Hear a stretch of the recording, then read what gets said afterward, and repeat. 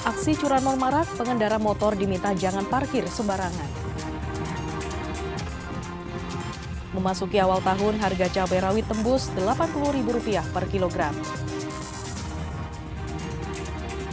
Kesadaran olah sampah rendah, sampah menggunung setinggi 30 meter di Jember.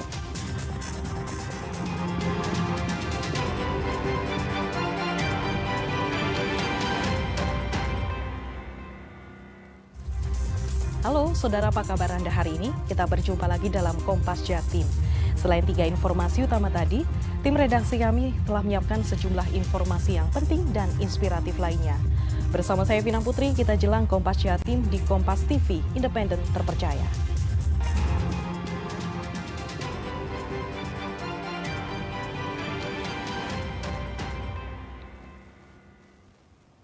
Kita buka Kompas Jatim dengan sorotan pertama dari Surabaya. Saudara, Pemkot Surabaya berkoordinasi dengan Balai Besar Wilayah Sungai BBWS Brantas untuk menangani masalah banjir di kota dan kali perbatasan. Pemkot berkomitmen menyiapkan langkah jangka pendek dan jangka panjang untuk menangani banjir akibat meluapnya sungai. Pemkot Surabaya berkomitmen menyelesaikan permasalahan banjir di sejumlah titik khususnya di kali perbatasan. Hal ini dibahas dalam pertemuan Wali Kota Surabaya Eri Cahyadi bersama Kepala Balai Besar Wilayah Sungai BBWS Brantas Hendra Ahyadi di ruang kerja Wali Kota. Kedua pihak sepakat mencari solusi merawat dan menjaga sempadan sungai untuk meminimalisasi banjir. Selain itu, Pemkot juga menyiapkan langkah jangka pendek penanganan banjir seperti pembangunan box culvert yang saling terhubung dan berdekatan dengan sungai. Sedangkan langkah jangka panjang adalah berkoordinasi dengan BBWS Brantas untuk mengembalikan fungsi sungai. Sebab selama ini banyak sungai yang tertutup akibat beralih fungsi karena adanya bangunan liar di sempadan sungai.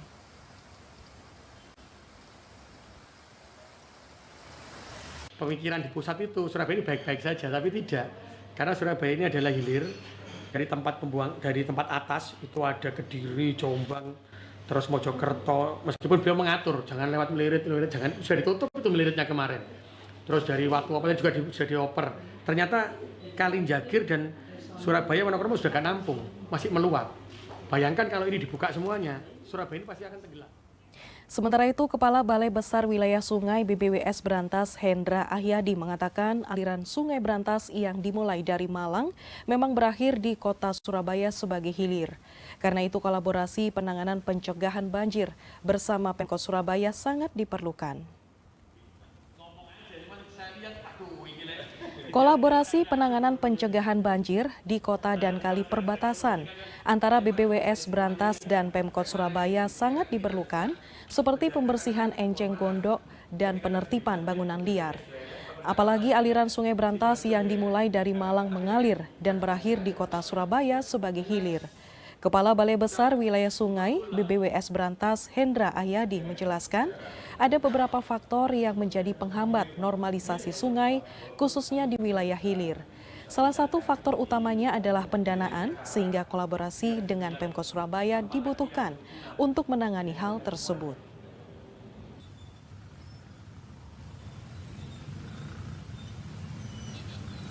Kali perbatasan ya sebetulnya kemarin tahun 2023 akhir kami sudah melakukan pembersihan dan beberapa lokasi. Kemarin juga Pak Wali akhir 2024 kemarin juga melakukan pembersihan. Nah ini mudah-mudahan kami juga di tahun 2025 ini juga bisa melakukan proses pembersihan terhadap kolaborasi. Saudara, aksi pencurian kendaraan bermotor atau curanmor semakin marak, salah satunya komplotan di Kota Malang yang menggunakan alat komunikasi handy-talkie atau HT untuk memuluskan aksinya. Untuk itu, bagi para pengendara motor jangan memarkir kendaraan sembarangan dan perlu dilengkapi kunci pengaman ganda. Bagi Anda pengendara motor, jangan memarkir kendaraan sembarangan karena marak terjadi aksi kejahatan komplotan pencuri motor, salah satunya di Kota Malang. Untuk memuluskan aksinya, selain memakai kunci T untuk merusak kontak motor, mereka juga menggunakan alat komunikasi HT. Alat ini digunakan untuk memberitahu anggota komplotan terkait lokasi motor yang dijadikan target kejahatan sudah dalam kondisi sepi atau ramai. Lewat HT pula, anggota komplotan memberitahu agar pelaku pencurian segera kabur saat aksi kejahatan mereka terpergok atau diketahui warga maupun polisi.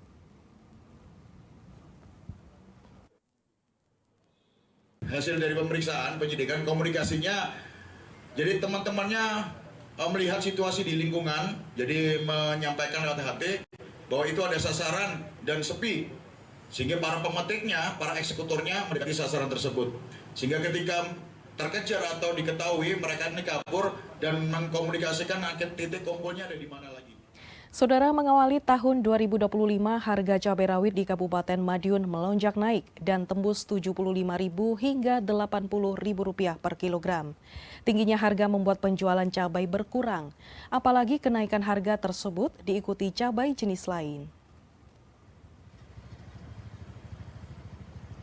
Pasca tahun baru, harga cabai rawit di Kabupaten Madiun masih terpantau tinggi. Sebelum Natal dan Tahun Baru, cabai rawit dijual di kisaran Rp30 hingga Rp40.000 per kilogram. Kini cabai rawit menembus harga Rp75 hingga Rp80.000 per kilogram. Seperti yang terjadi di Pasar Caruban Baru, Mejayan, Kabupaten Madiun.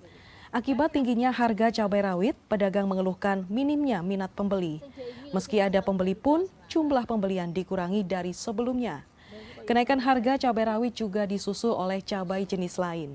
Cabai merah besar dari Rp25.000 menjadi Rp60.000 per kilogram. Untuk cabai merah keriting dari harga Rp25.000 per kilogram, kini tembus Rp60.000 per kilogram. Sekarang 75. Itu jualnya ya Bu ya? Jualnya 75. Kalau dari sana Bu? Dari sananya 70.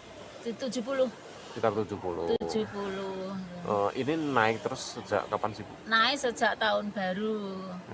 Mau tahun baru. Oh, Sebelumnya 35 Mbak sebelumnya. oh, merangkak naik terus bertahap itu ya Bu Iya. ya? Mulai tanggal 25. Kemarin itu Mbak 10.000 loh naik. Pasokannya minim atau gimana? Jane minim pasokannya. Cabai keriting berapa? Ya sama, Cabai keriting berapa? naik 60, Kalau merah besar? ya 60. Sebelumnya? Sebelumnya kisaran berapa? Sebelumnya 20, 30. Berarti ini pembeli berkurang nggak?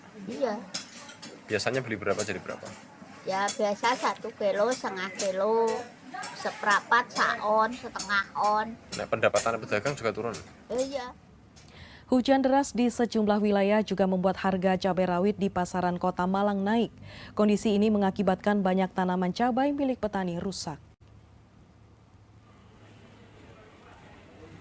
Harga cabai rawit yang sebelumnya Rp35 hingga Rp40.000 kini melonjak menjadi Rp70.000 per kilogram. Bahkan di beberapa pedagang pasar besar Malang, harga cabai rawit menyentuh Rp76.000 per kilogram. Menurut pedagang, lonjakan harga cabai rawit terjadi hanya dalam waktu beberapa hari dampak musim hujan. Kondisi ini membuat tanaman cabai milik petani banyak yang rusak dan kualitas cabai juga kurang bagus. Setiap kali mendatangkan cabai, pedagang harus memilah cabai agar mendapatkan cabai dengan kualitas bagus. Itu pengaruh banyak yang rusak rumputnya. Kalau kondisinya gimana kualitasnya? Kualitasnya kurang baik, kurang bagus, banyak yang busuk Mas. Jadi kalau mau jualan itu diservis dulu, dipilih dulu, tapi lebih mahal, dipilih lagi, jadi mantepnya lebih mahal. Saudara, harga daging ayam potong di Pasar Besar Kota Malang masih tinggi di awal tahun baru 2025. Kenaikan harga daging ayam ini tembus Rp36.000 per kilogram dan membuat daya beli konsumen menurun. Kenaikan harga daging ayam potong di Pasar Besar Kota Malang ini terjadi sejak sebelum pergantian tahun. Harga daging ayam potong kini naik menjadi Rp36.000 per kilogram dari harga sebelumnya Rp30.000 per kilogram. Menurut pedagang, kenaikan harga daging ayam karena harga ayam hidup dari peternak lebih dahulu naik. Kondisi ini mengakibatkan jumlah penjualan daging ayam juga menurun karena daya beli melemah. Sejumlah konsumen lebih memilih membeli kaki dan kepala ayam karena harganya lebih murah dibanding harga daging ayam pada bagian tubuh dan paha.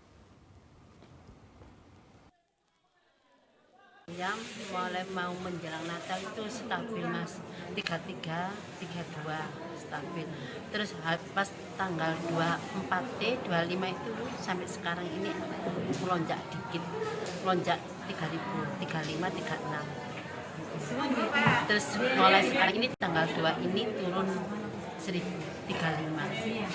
Tapi itu masih tergolong tinggi Bu ya? Iya, masih tinggi daripada yang dulu 300. Sekelompok pemuda produksi pupuk ramah lingkungan dari limbah makanan. Sesaat lagi informasinya, tetaplah di Kompas Jatim.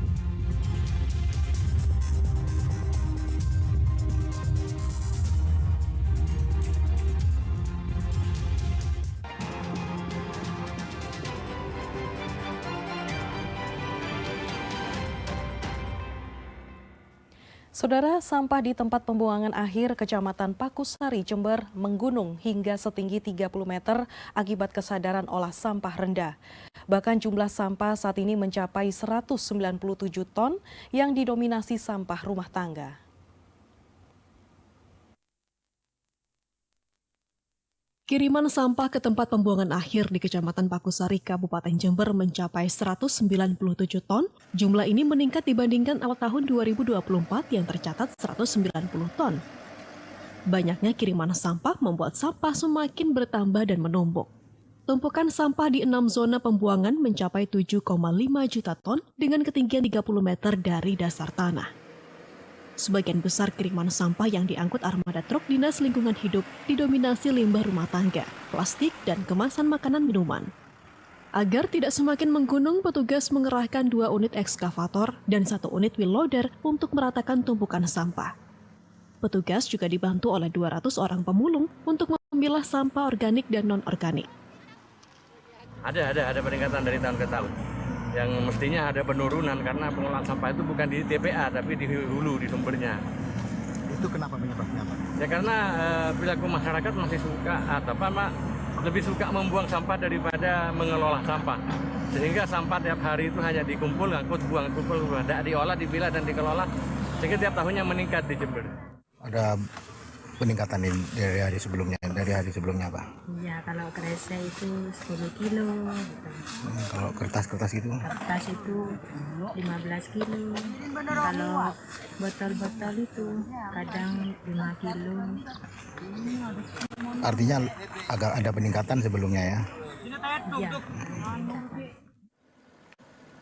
Peningkatan kiriman sampah menunjukkan bahwa tingkat kesadaran masyarakat tentang pengolahan sampah masih rendah. Hernawan Mustika, Kompas TV, Jember, Jawa Timur. Sekelompok pemuda desa di Jember memproduksi pupuk organik cair dengan memanfaatkan sampah atau limbah makanan dari warung dan kafe.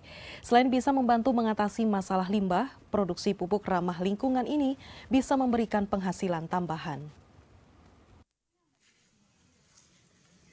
Sekelompok pemuda kreatif itu tinggal di Kelurahan Tegal Gede, Kecamatan Kaliwates, Kabupaten Jember. Ide membuat pupuk organik cair itu berawal dari keresahan mereka terhadap banyaknya limbah warung makan dan kafe. Dengan dibantu mahasiswa kuliah kerja nyata, mereka kemudian mengolah limbah warung makan dan kafe menjadi pupuk organik cair. Limbah yang dimanfaatkan seperti potongan sayur mayur, tomat, kulit jeruk, dan beragam lainnya. Limbah dikumpulkan setiap hari. Usai dibersihkan, limbah dimasukkan ke dalam timba besar untuk media fermentasi dengan diberi campuran cairan EM4. Larutan gula dan air itulah yang mempercepat proses dekomposisi bahan organik menjadi anorganik. Mereka hanya membutuhkan biaya Rp30.000 untuk membuat olahan 50 liter campuran air, limbah rumah makan, dan bahan campuran EM4. Selanjutnya, campuran ini ditutup rapat selama kurang lebih 15 hari agar proses fermentasi sempurna. Cairan hasil fermentasi inilah yang dijadikan pupuk organik cair. Pupuk dijual ke petani dengan harga Rp10.000 per botol. Bahan-bahannya sederhana, kita mengumpulkan bahan-bahan dari sisa-sisa makanan, Mas. Dari sayuran, dari sisa-sisa nasi, dari tulang ikan, buah, seperti itu. Selama ini kita sudah praktekkan di Taman Gizi, kita memiliki Taman Gizi. Taman Gizi ini di situ isinya ada tanaman seperti kacang-kacangan, kemudian ada tomat, ada juga cabai. Selama ini hasilnya juga bagus, efektif, dan tidak ada masalah. Pemerintah setempat mendukung produksi pupuk organik cair dengan mendatangkan petugas pertanian dan membantu pemasarannya. Kegiatan yang positif ini kita harapkan aktivitas anak-anak muda ini bisa disupport oleh seluruh elemen masyarakat di Kelurahan Tegal Gede ini, ya, RT RW maupun khususnya penggiat-penggiat usaha kuliner, kafe, warung dan sebagainya yang menghasilkan sampah organik yang banyak ya. Sehingga sehingga sampah yang ada itu tidak langsung dibuang ke tempat sampah, ke depo sampah, bahkan kemudian bisa menumpuk di TPA. Pupuk organik cair mempunyai kandungan unsur hara yang lengkap, sehingga mampu menyuburkan tanaman hortikultura dan pangan. Pupuk ini juga membuat tanaman tahan terhadap serangan hama serangga maupun jamur. Hernawan Mustiga, Kompas TV Jember, Jawa Timur. Masih terkait dengan sampah, Saudara, SMP Negeri 10 di Kota Malang sukses berinovasi mengubah sampah menjadi briket. Pembuatan briket ini menjadi solusi permasalahan sampah yang menggunung di sekolah tersebut.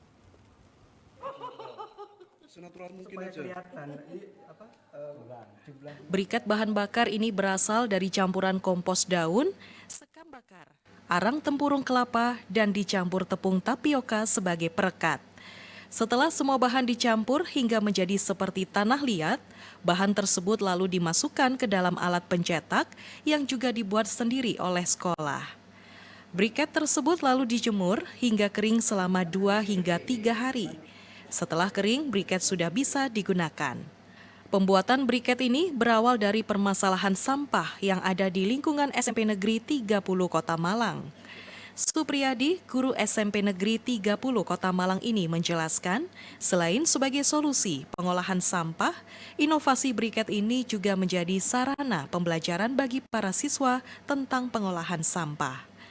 Briket hasil inovasi sekolah ini sebenarnya cukup banyak diminati, namun dalam produksi jumlah besar pihaknya masih belum mampu memenuhi permintaan.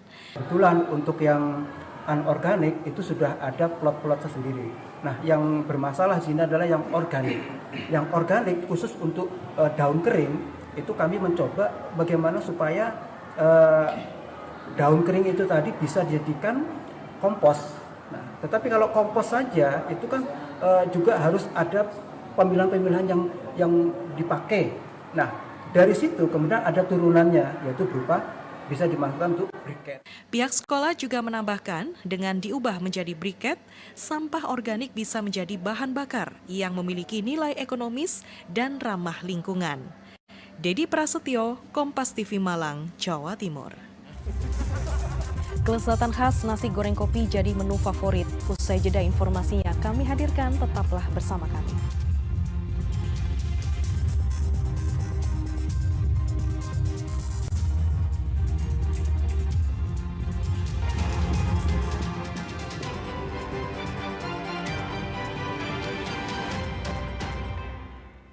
Saudara, bagi Anda penggemar nasi goreng atau nasgor, Anda bisa mencoba nasgor kopi yang menjadi menu favorit di salah satu kedai di Jalan Srikana, Surabaya. Nasgor unik ini memiliki rasa khas dibanding nasgor pada umumnya, yakni dengan adanya racikan bubuk kopi berpadu dalam bumbu. Dan informasi ini sekaligus menutup jumpa kita di Kompas Jatim hari ini. Jangan lupa saudara untuk menyaksikan live streaming kami di kompas.tv dan channel YouTube Kompas TV Jawa Timur. Kompas TV, independen terpercaya. Saya Vina Putri, sampai jumpa. Inilah nasgor Bah Darman, merupakan menu favorit salah satu kedai nasi goreng di Jalan Srikana, Surabaya. Nasi goreng di tempat ini memiliki keunikan karena saat mengolahnya diberi bumbu khusus campuran bubuk kopi.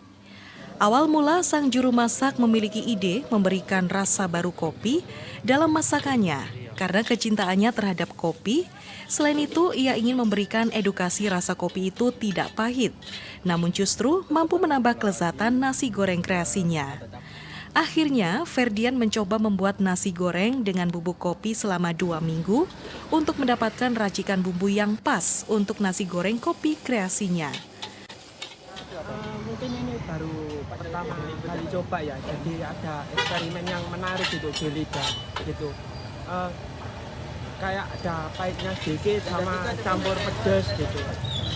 Soalnya kan tadi pesennya juga yang ekstra pedas gitu. Pas nggak tadi kopi sama nasi goreng ini? Kalau menurut lidah saya sih pas. Pas ya? Nggak aneh ya Mas ya? Enggak. Para pelanggan nasi goreng kopi ini merasakan bubuk kopi di menu ini merupakan hal yang baru. Namun mereka merasa cocok dengan kelezatan menu hasil perpaduan rasa nasi goreng dengan kopi. Biar mindsetnya orang-orang itu kopi ini sebenarnya nggak pahit, hitungannya gitu. Aslinya itu nggak pahit, hitungannya. Cuma dari cara, biasanya kalau kita minum kopi ini ada cara teknik untuk meminum kopi sebenarnya. Jadi kita bisa ngerasain kopi itu sebenarnya nggak pahit, kopi sebenarnya manis, gitu. Cuma ada tekniknya untuk minum kopi. Nah ini saya kombinasikan ke nasi, gimana caranya kalau dikombinasikan ke nasi ini rasanya nggak pahit, gitu. Jadi untuk kalangan cowok sih mungkin untuk nyobain nasi goreng kopi sih kurang strong pahitnya. Tapi untuk cewek baru pas. Seporsi nasi goreng kopi ini dijual dengan harga Rp14.000. Sementara dalam sehari, nasi goreng kopi ini bisa habis hingga 20 porsi. Misbahul Munir, Kompas TV Surabaya, Jawa Timur.